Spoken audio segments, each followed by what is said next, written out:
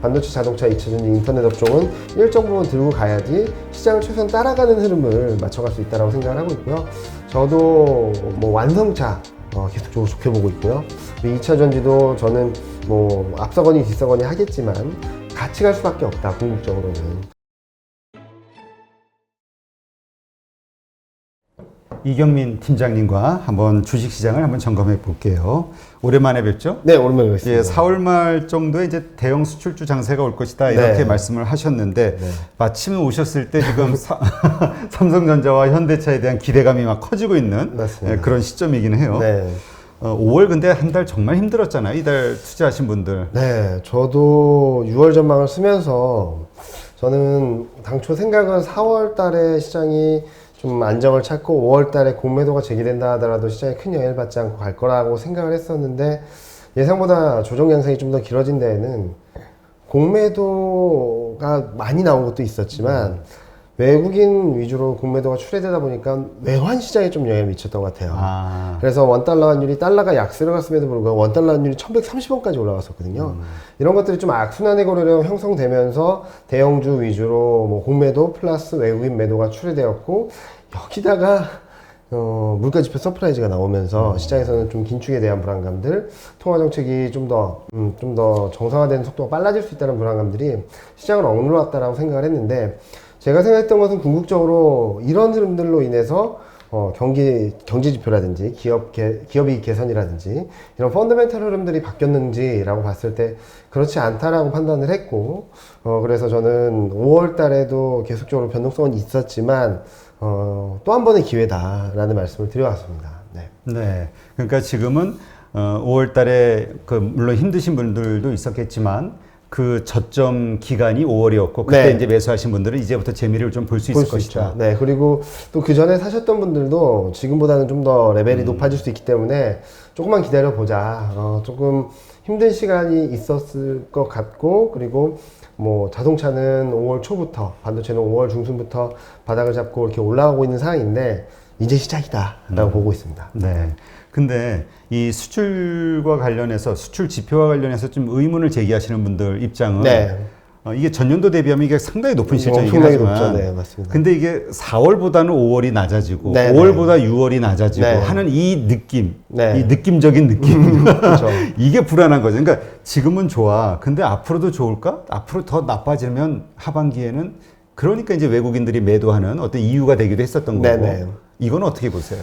일단은 전월 대비 변화율이 조금 안 좋은 부분들은 좀 풀어야 될 숙제다라고 생각을 하고 있어요. 근데 또 품목별로 본다면은 반도체는 전월 대비 증가했거든요.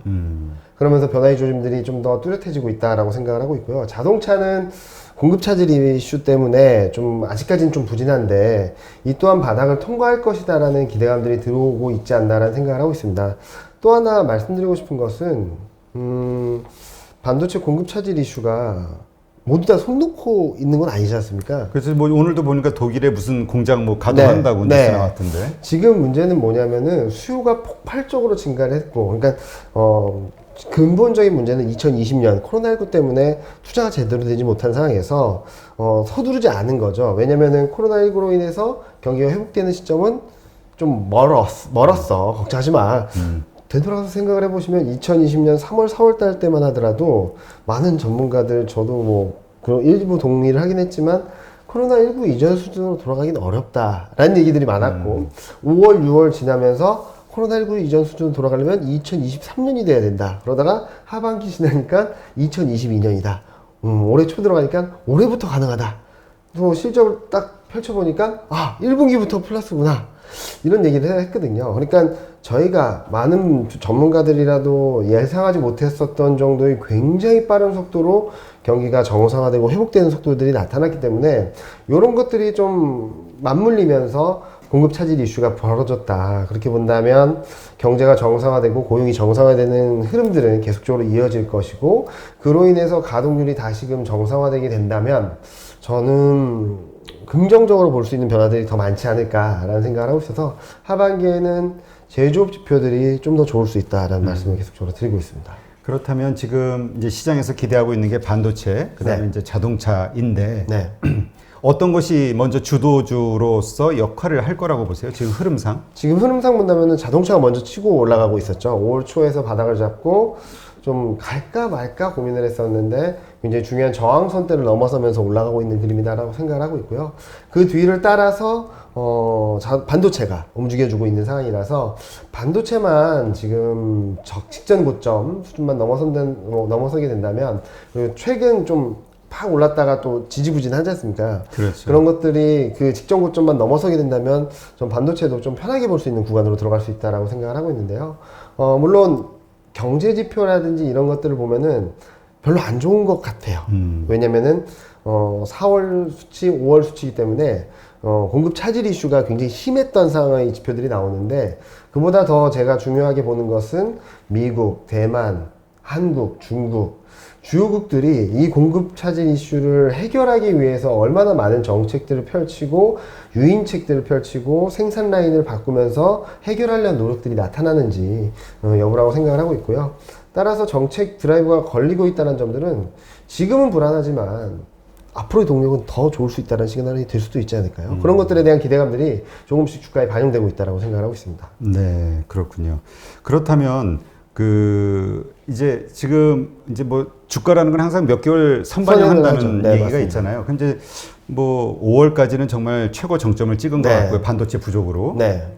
근데 이제 낮은단 말이죠. 네. 그렇다면 우리가 이 앞으로 상승하는 이 흐름에 대해서 얼만큼 기대감을 가질 수 있을까?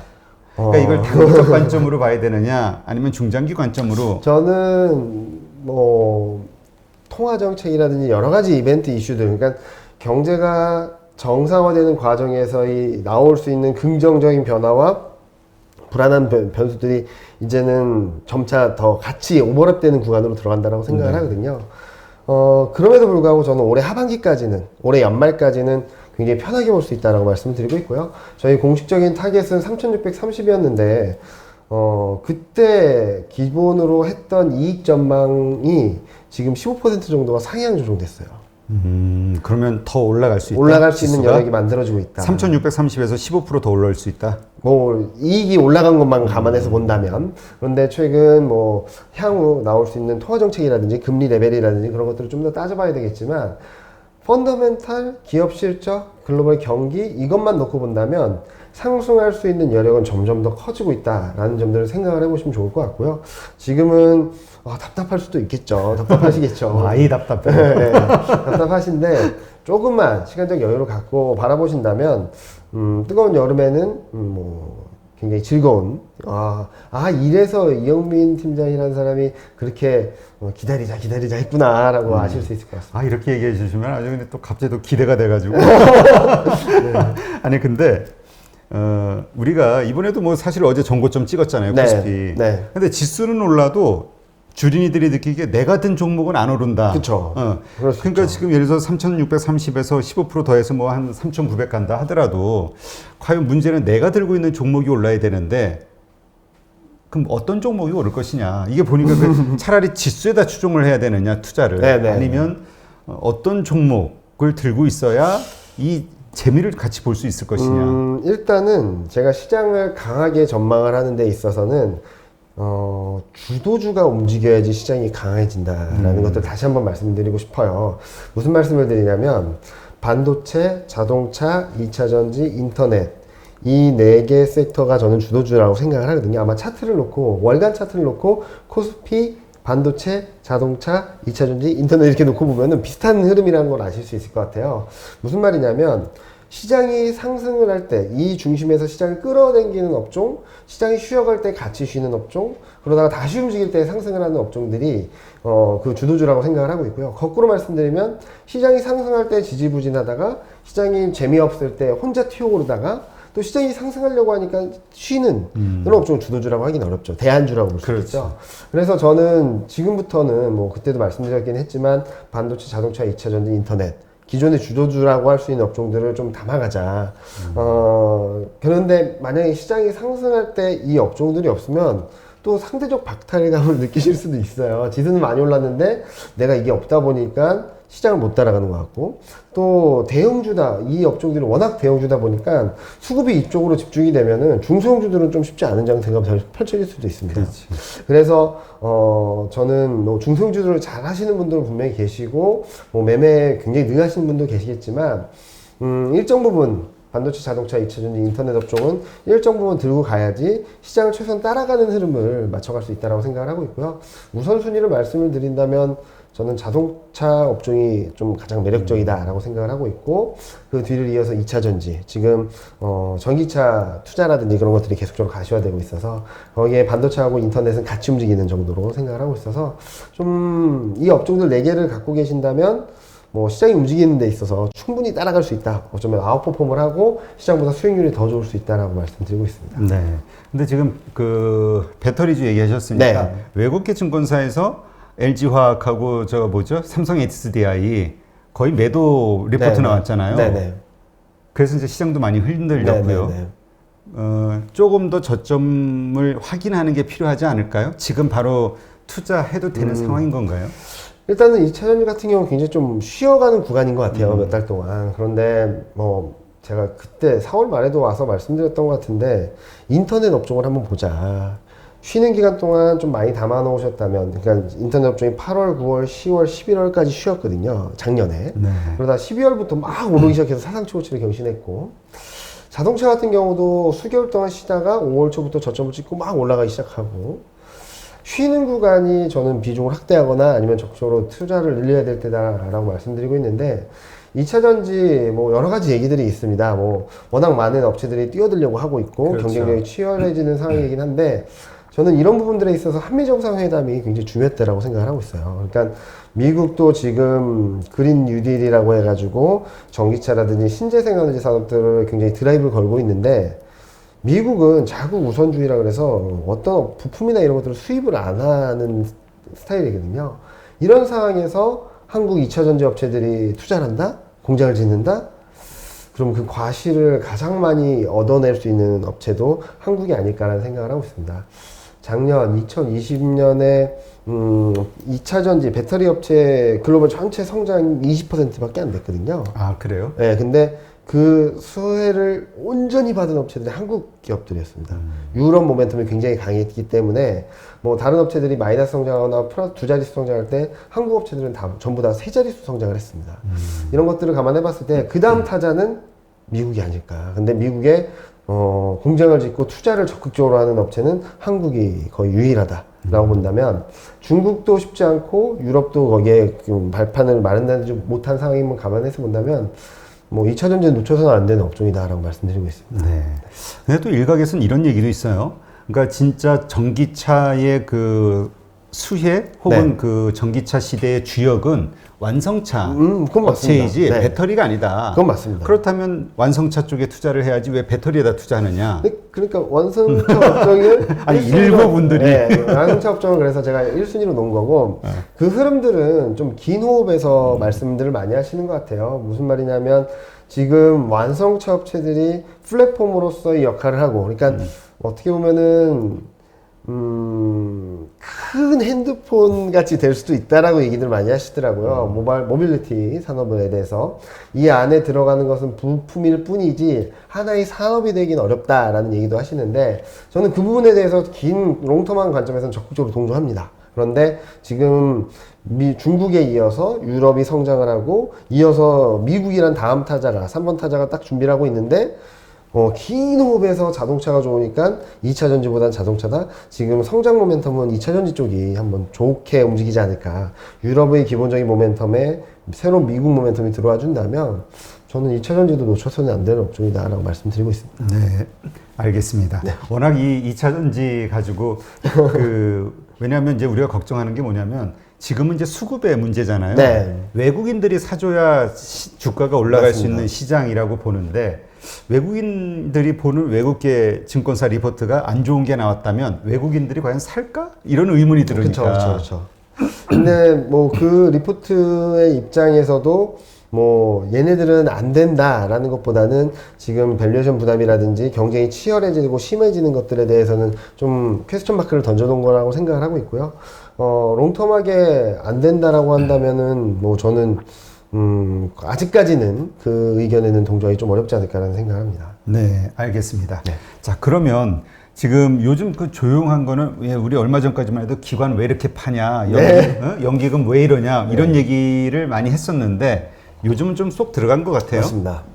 일단은 기관들이 매도를 많이 했던 여러 가지 이유들이 있긴 한데 그 이유 중에 하나는 공매도가 너무 오랜 기간 동안 금지됐기 때문도 있어요. 무슨 말이냐면 현물 가격하고 선물 가격이 있는데 공매도가 없다 보니까 외국인 입장에서 선물을 매도를 해서 해지하고 싶지 않습니까? 근데 그렇죠. 보통 선물이 미래 가격이기 때문에 가격이 높은데 이게 매도 수요가 많다 보니까 이게 역전이 돼버린 거죠. 그래서 2020년, 2021년 현물과 선물 가격 간의 계율을 보면은 마이너스였습니다. 2년 연속. 그런데 2005년부터 19년까지 연간 평균 이 선물 현물 가격을 보면은 마이너스였던 적은 단 한 번도 없어요. 당연한 거죠. 선물 가격이 항상 높아야 되니까. 그렇죠. 근데 선물 가격이 낮고 현물 가격이 높으면 프로그램 매매, 그러니까 기계적인 매매하는 데에서는 선물을 사고 현물을 매도합니다. 이 규모가 10조였어요. 아, 그래요? 공매도 금지 기간 동안. 그러니까 금융투자나 이런 쪽에서 계속 매도를 했었던 상황이었죠. 그러니까 기관 수급이 안 좋을 수밖에 없었고. 그러다가 이제 공매도 재개가 되니까 최근 들어서 선물 가격이 정상화되고 있습니다. 해지할 수 있는 수단이 생기니까 그동안 선물로 매도를 걸어놨던 것들을 풀고 있거든요. 그러면서 현선물 베이시스가 가격 처가 줄어들고 이러다 보니까 기관 투자자들의 매도가 좀 더 진정이 되고 플레이를 좀 할 수 있는 계기가 됐다라고 생각을 하고 있고요. 연기금 같은 경우는 밸류에이션에 되게 민감합니다. 그래서 연초만 하더라도 12개월 포워드, 그러니까 향후 예상되는 1년 동안의 이익 대비 주가 레벨이 15배 정도였거든요. 14배 후반에서 15배 정도였는데 지금은 11배 정도 수준입니다. 이익이 너무 많이 올라와가지고 밸류에이션 부담이 떨어졌다라는 거죠. 밸류에이션 부담이 떨어지고 오히려 밸류에이션 매력이 높아질 수 있는 구간으로 들어가다 보니까 연기금이나 밸류 플레이 하는 분들도 투자자들도 굉장히 적극적으로 좀 매수 우위를 보이고 있다는 점들에 있어서 수급 환경 또한 5월 달에 좀 많이 힘들긴 했지만 공매도로 인해서 수급 환경도 이면 내면을 따져본다면 좀 더 긍정적인 변화들이 나타나고 있다고 말씀드릴 수 있을 것 같습니다. 네, 그렇군요. 하여튼 뭐 채팅창에도 어느 분이 쓰신 것처럼 삼성 SDI는 좀 주가가 움직이려면은 그 해외 투자, 특히 미국 투자를 좀 해야 되는 거 아니냐. 맞아요. 삼성 SDI 같은 경우는 좀 노선이 좀 다른 것 같아요. 다른 배터리 업체들보다도 좀 프리미엄 전략을 가져가고 있기 때문에 저희도 이게 2차 전지 업체를 추천을 하는 데 있어서는 그보다는 좀 다른 쪽들을 추천하고 있으니까 좀 공격적으로 그리고 미국에 투자를 적극적으로 하는 쪽을 좀 관심 있게 쳐다보시면 좋지 않을까 생각을 하고 있습니다. 네. 근데 그 SK 이노베이션이 포드하고 합작하죠. 네, 네. 그다음에 그 LG가 그 GM? 네. GM하고 하고 그 합작 그 배터리 공장 세우는 게 호재인가요? 아니면 이게 결국은 좀 뭔가 기술이라든가 어떤 노하우를 뺏기는 하나의 그 수순인가? 뭐 이런 의문도 있으니까. 일단은 단기적으로는 호재죠. 그리고 단기적으로는. 뭐 1, 2년 동안에는 충분히 이익을 레벨업 시킬 수 있을 만한, 그리고 점유율을 가져올 수 있을 만한.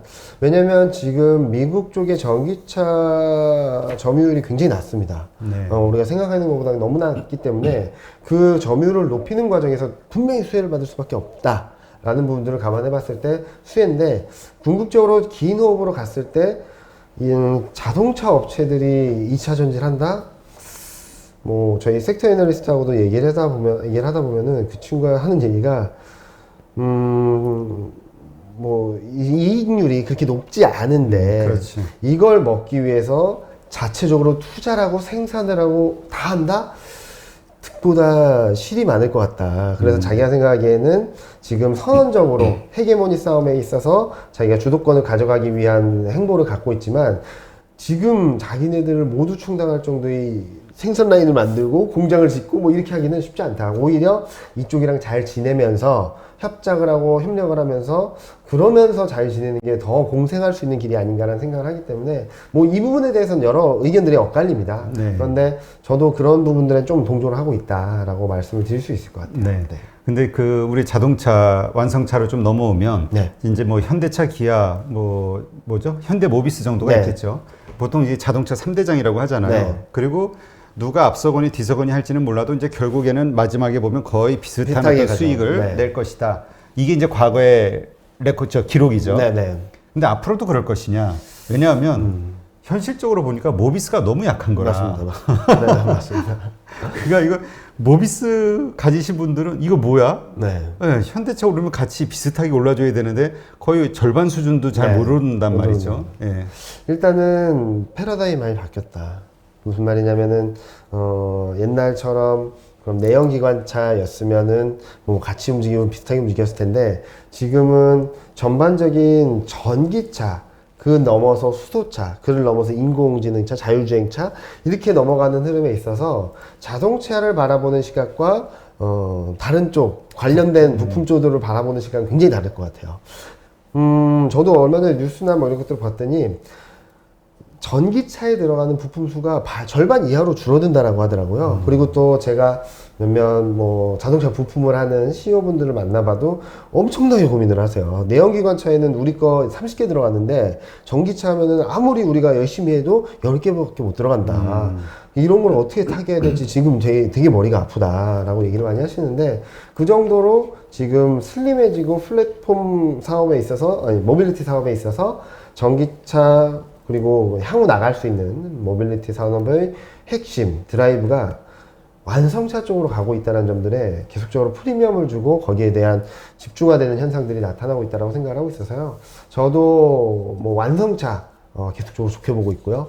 2차 전지도 저는 뭐 앞서거니 뒤서거니 하겠지만 같이 갈 수밖에 없다. 궁극적으로는. 그런 가운데 헤게모니는 완성차가 쥐고 가는 상황에서 플러스 알파 전략으로 가져갈 수 있지 않을까라는 생각을 하고 있습니다. 네.